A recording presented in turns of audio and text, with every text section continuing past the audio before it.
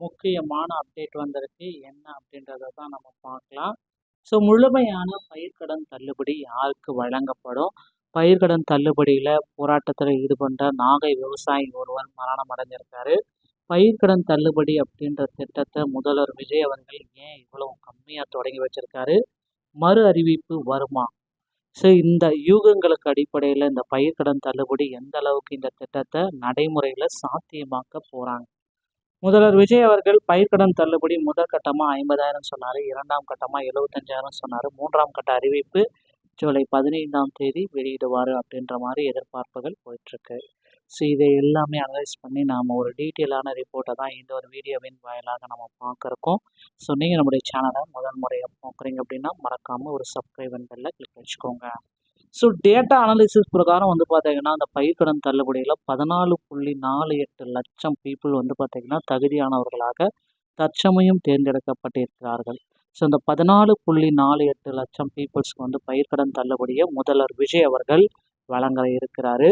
ஆனால் பார்த்தீங்கன்னா இதில் 75,000 மட்டும்தான். அதுகளுடைய டேர்ம்ஸ் அண்ட் கண்டிஷன் அப்படின்னு நம்ம பார்க்குறப்ப முதல்ல 75,000 மட்டும்தான் உங்களுக்கு பார்த்தீங்கன்னா இந்த பயிர்க்கடன் தள்ளுபடி எலிஜிபிலிட்டியாக இருக்க முடியும்.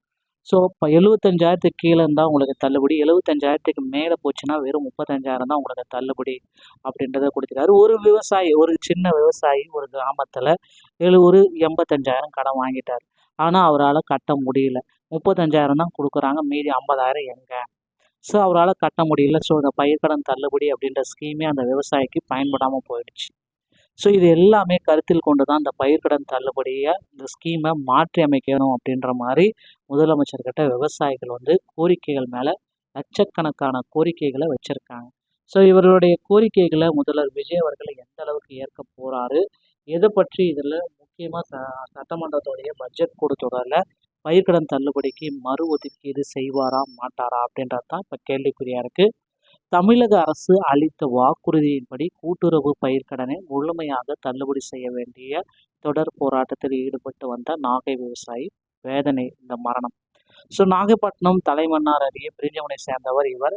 85,000. ஸோ 85,000 கடன் வாங்கியவரால் கட்ட முடியாத சுச்சுவேஷனால தான் இப்படி ஆயிடுச்சு அப்படின்னு சொல்கிறாங்க.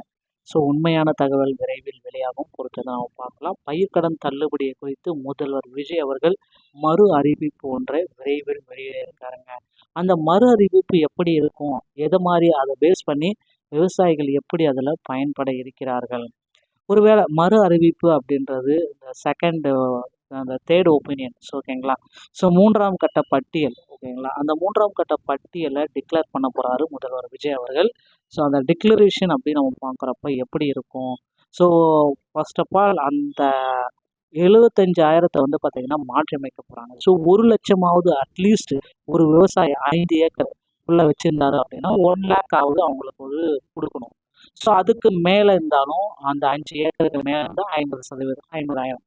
ஸோ இப்படி ஒரு டிக்ளரேஷனாவது அவங்க கொடுக்கணும். இந்த பயிர்க்கடன் தள்ளுபடி இந்த ஸ்கீமை மாற்றி அமைக்கணுன்ற மாதிரி வச்சுருக்காங்க.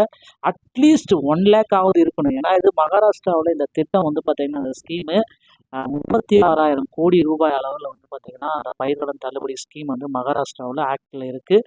ஆனால் தமிழகத்தில் முந்தைய 2021 அதிக அளவில் பயிர்க்கடன் தள்ளுபடி செஞ்சுருக்காங்க.